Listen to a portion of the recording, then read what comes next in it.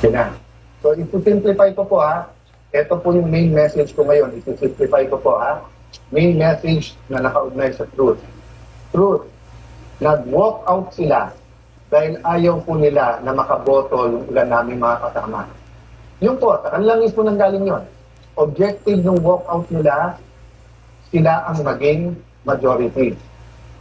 So ngayon naman po na walang quorum at walang session yesterday and today, may kasamang mga protesta yon, protest against a puppet Senate na gusto nila. But it is also a parliamentary tool to ensure na tuloy ang Blue Ribbon hearing sa Thursday.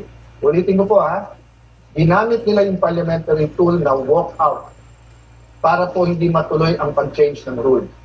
So ngayon po ang majority, ginagamit din po ang rule sa tama, morally, legally, to ensure na hindi agawin ang mga committee para po matuloy ang hearing ng Blue Ribbon sa Thursday at ang iba't iba pang mga importanteng hearing sa bawat committee.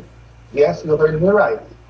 Sa kanilang official or unofficial spokesperson, no? Meaning sila mismo o yung mga avatar nila o yung mga bloggers, formal, informal, PR spokesperson ang nagsabi na sa 11-11, umabsent lang yung isa, mag-abstain lang yung isa, they can move. Sabi po sa isang pahayag o isang vlog at sa iba pong mga news report, di ba? Pwedeng maging lame duck Senate President, si Alan Cayetano. Taga-Taguig at Pateros po kami. Kahit lame duck, lumalaban pa rin. No? So alam po namin plano nila. Ang plano nila, abangan, tanggalin ang mga committee sa legitimate majority. Why do I say legitimate majority? In a completely independent Senate, 13 is 13.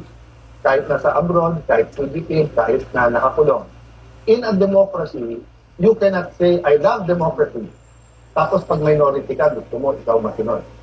Pag minority ka, you have a moral influence to try to influence the majority. But you cannot supplant your decision for the decision of the majority. We have the majority, 13 elected senators out of 24. Actually, 14 kami na pressure nila yung isa.